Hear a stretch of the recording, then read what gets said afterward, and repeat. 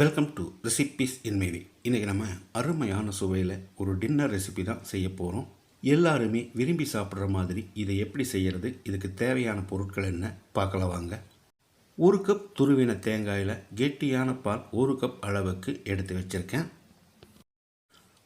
வாணலியில் 1 table spoon எண்ணெய் ஊற்றிக்கலாம். 1 teaspoon கடுகு, 100 கிராம் அளவுக்கு ஒரு பெரிய வெங்காயம் பொடியாக நறுக்கினது,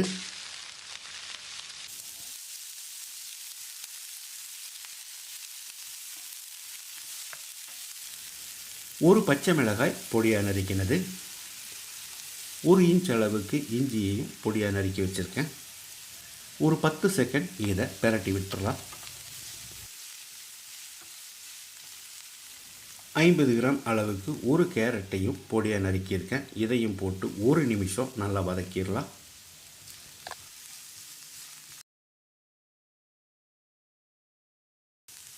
ரொம்ப நேரம் வதங்க வேண்டியதில்லை, இந்த அளவுக்கு போதும். இப்போ இதை எடுத்து ஆற வச்சிடலாம்.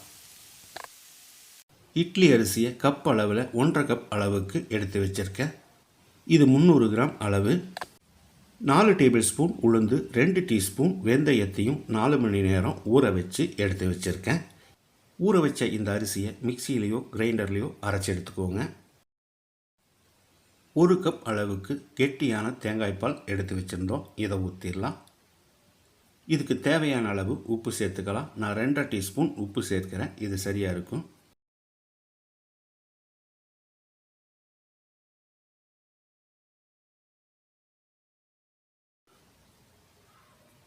உப்பு சேர்த்து கலந்து விட்டுட்டோம். இப்போது நம்ம ஏற்கனவே வதக்கி வச்சுருந்த கேரட், வெங்காயம், பச்சை மிளகாய், இஞ்சியை போட்டுடலாம். ஒரு 1/4 கப் அளவுக்கு பொடியாக நறுக்கின மல்லி இலையும் சேர்த்து கலந்து விட்டுடலாம்.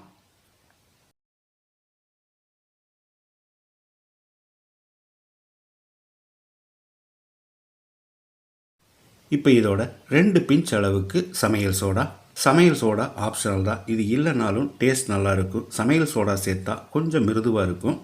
ருசியான தேங்காய்பால் பணியாரத்துக்கான மாவு ரெடி ஆகிருச்சு. இப்போது பணியாரம் ஊற்றிடலாம். பணியாரக்கல்ல தேவையான அளவுக்கு எண்ணெயோ நெய்யோ சேர்த்துக்கோங்க. பணியாரக்கல்லோட அளவுக்கு தகுந்த மாதிரி மாவு ஊற்றிக்கோங்க.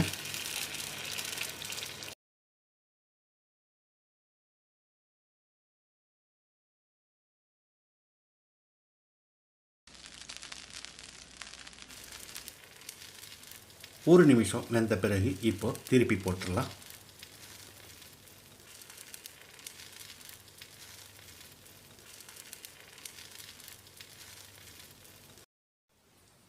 நம்ம எடுத்திருக்கிற அளவுகளுக்கு 4 பேர் தாராளமாக சாப்பிடக்கூடிய அளவில் இருக்கும். திருப்பி போட்ட பிறகு மறுபடியும் 1 நிமிஷம் வேகட்டும், எடுத்துடலாம். தேங்காய் சட்னி கார சட்னியோடு சாப்பிட்றதுக்கு ரொம்பவே பிரமாதமாக இருக்கும்.